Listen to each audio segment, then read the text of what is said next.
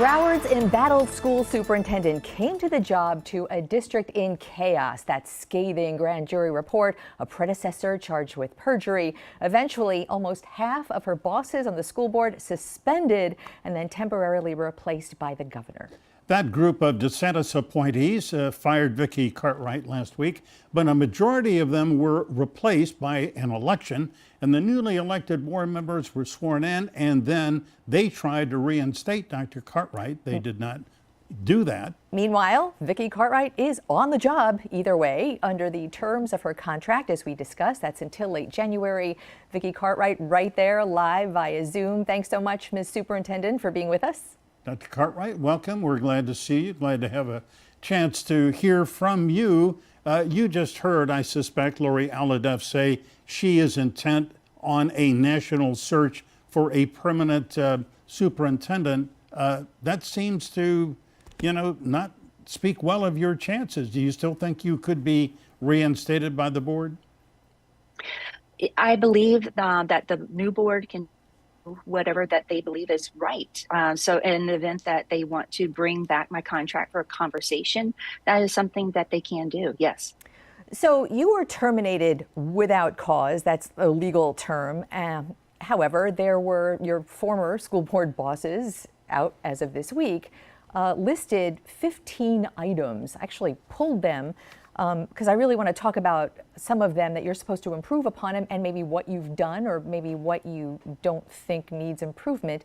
I just want to throw out there as we begin this conversation that your detractors and your supporters alike this week have really commented on the grace and professionalism that you are exhibiting in this time of turmoil. So good for you on that.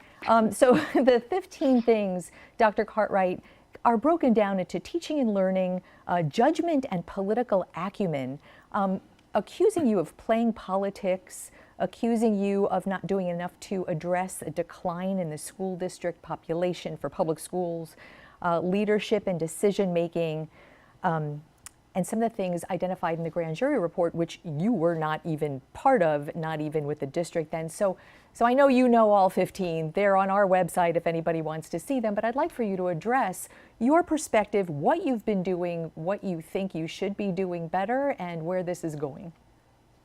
Certainly. So there's a lot of items that are listed there, and some of them are factually based, some of them not as much, but it's more based related to perception. But of course, perception means it is somebody's reality. And so that is something that I take very seriously. And so when we're looking at the items that are there, I've been literally on the job for about 9 months now. And so I think that's something that a lot of people were confused about because they were thinking that it's something that's been happening under me for an extended period of time. And as I mentioned before, I was hired permanently, made official at the end of February. And so from that, many of the items that are listed there are things that I have been addressing as far as being very decisive, making some changes in order to benefit the students within Broward County Public Schools is very important to me. We had a huge structure change over the summer where we went in, we reorganized the district. We put us back into regional offices, as well as an associate superintendent for non-traditional schools. And we're really working on the culture and climate of the district right now. And that culture and climate, meaning that we have to have that sense of urgency in everything that we do. And not only that, but we have to have that customer service mentality with it. In other words, what can we do in order to most benefit our schools, our staff within our schools, and our students in those schools? Because before it was always like a mentality of the schools were here to serve the district. Well, in reality, we're here as a district to support our schools because that is where the real work occurs every single day is with our students. Can I just ask a quick follow-up on that? When you say customer service, are the customers the students? Are the customers the parents? Because there's a huge turn toward parents' rights, or both? Who are the customers? It's actually both. It's going to be both. It depends upon what the issue is that you're working on, right? So the customer could be our students. Ultimately, that's what we're about, is putting students first and making sure that they have access to high quality instruction on a daily basis, and that we're taking care of the whole child. So ultimately, that is our focus.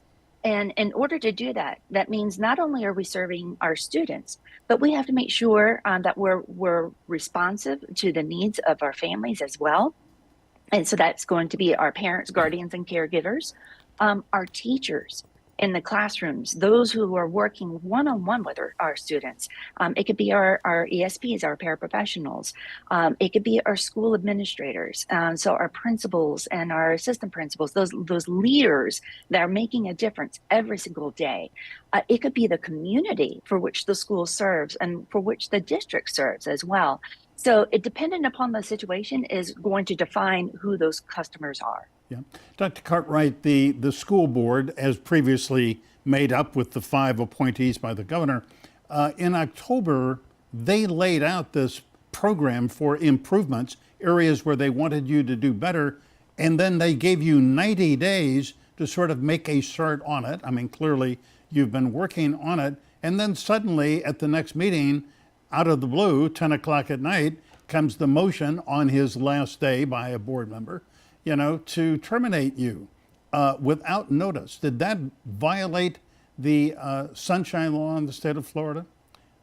I agree with Chairman Aladef. I do believe that it violated the spirit of the Sunshine Law. And that's very important because, frankly speaking, I believe in my heart of heart, had people known that this was what's going to be on the agenda, they would have been there. They would have people been would there. have been there. Yeah. They would have asked media to speak. Yeah. And the media, I mean, as a matter of fact, our reporter tried to get into the meeting and was not allowed into the meeting. So it was a terrible, not a good situation. Yes, I know that unfortunately there was a mistake that was made right there at the very end. But I will say the vote did occur prior to media even trying to get into the school board office. Yeah. That vote, Kevin Tynan, one of the outgoing members, was on this program and talked about his decision. We're coming up against a break, so I want to take a quick break, but I want to talk about what he said tripped his decision and get your thoughts on that when we come right back. Stay with us.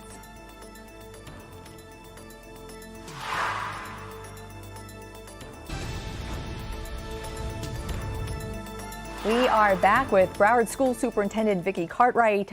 Dr. Cartwright, last segment we were talking about the vote, late night vote with very little public attention on your termination.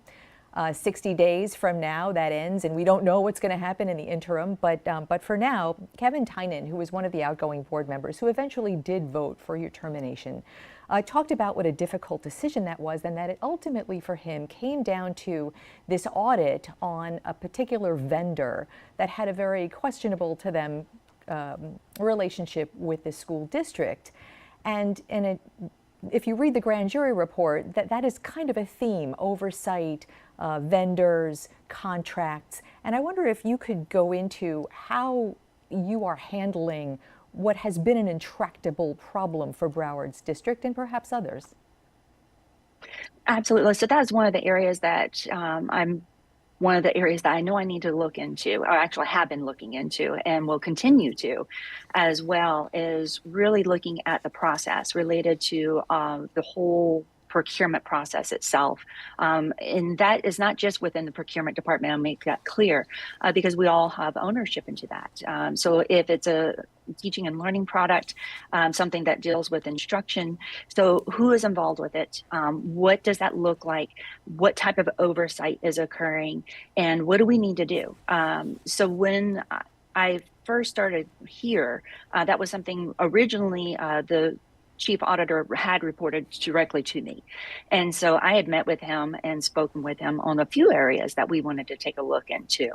And the reason is because when you do an audit, that is when you're able to find what's working and what's not working as well as it should be. And so it's something, it gives you a tool and it gives you that roadmap on how to address those things so that you can put in corrective action where needed and you can continue to support those things where they are working well. So frankly speaking, for an audit to be used against me, especially the ones for like, for example, the cap and gown audit that was done, that was even before my time, I wonder what message that really is sending, because what I'm trying to do is I'm using the findings in order to make corrective action where needed. And then, like I said, support where it's already working well. And Are you so finding, that really helps. let me just, forgive the interruption. Are you finding, because reading the grand jury report, speaking to the people who want to see stuff change quickly, are you finding pushback from a staff or a bureaucracy or people who are used to just letting things go? Do you find that as superintendent? There are elements of that are here in Broward County schools. And so those are the things that I have been addressing. Again, you heard me mention earlier where I reorganized the district. And a lot of that was to make sure that we put in the proper oversights, and we put in the right accountability and put in systems and processes, so that we are able to support the wonderful things that are happening here. And we're also able to hold people accountable when things aren't working as well as they should be. Yeah. Sounds to me like, in a way, there is a deep state within the Broward County School District. It's an institution. Dr. Cartwright, let me ask you, you've been in education all your adult life, so you're so well aware of this, particularly the events of the last couple of months. But the one area, I mean, Glenna and I have covered politics here for a long time, the one area where elected bodies are not terribly partisan, where they sort of put politics aside, have been school boards. But that has certainly changed. It's changed in the South Florida and the Miami-Dade, Broward school boards. Is this going to further divide school boards and the way they do their work? I think the most important thing is just keep the politics out of it. And I appreciate you recognizing earlier where I've been very, very professional throughout this entire time, which I'm going to do. It is what is needed for our children, and it is what's needed for our district. I'm not going to get overly emotional one way or the other, because the whole reason I'm in education is because I'm here to serve others. I am here to serve the students of Broward County Public Schools and the staff that are here and our community as a whole. All right, And one last question before, excuse me, one last question because we're running out of time. And I really heard something that I think bears addressing.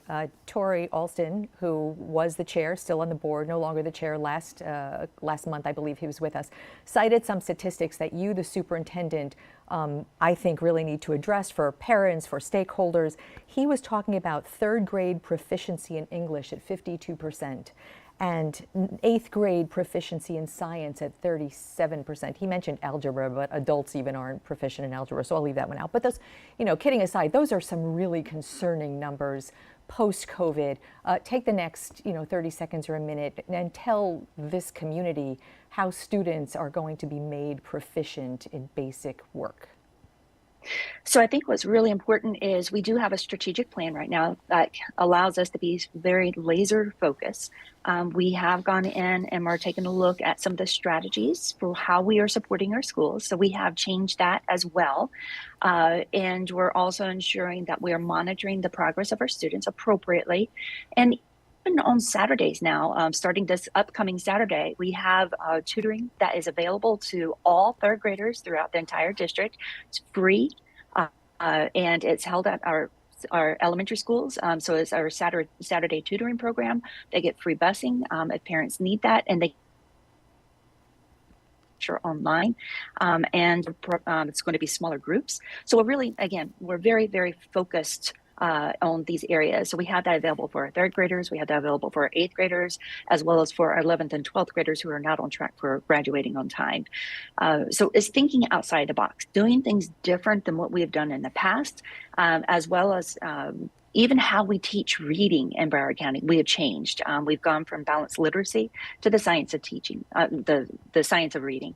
And so from there, we are making sure that we're putting in the right systems in place supporting the best that we can and working one-on-one with our students so that they do become proficient. Yeah, well, we hope you succeed, because the loss of learning in 2021 across the country was just devastating, and it certainly is critical for you and for every school district. Dr. Vickie Cartwright, we're so glad you were with us. Thank you very much. Thanks so much. Thank you very much for having me. And again, I greatly appreciate everybody, and congratulations to all of my brand new board members, as well as to my board chair, Lori Alhadeff. Thank you, Superintendent.